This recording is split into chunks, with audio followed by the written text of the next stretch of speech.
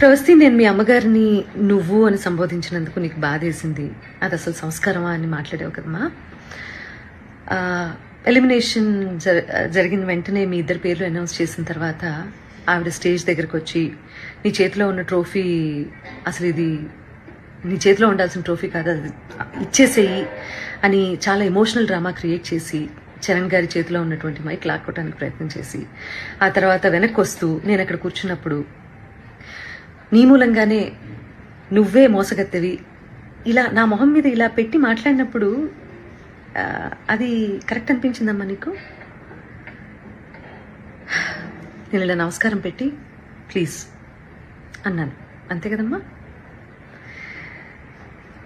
So అదంతా చాలా కెమెరాస్లో record అయింది.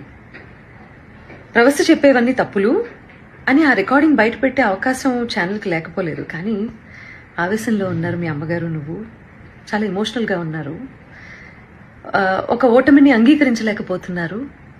కాబట్టి తర్వాత తిరిగి కూర్చొని మాట్లాడదాము అని చెప్పి నువ్వు మీ అమ్మగారు విసురుగా బయటికి వెళ్ళిపోయారు.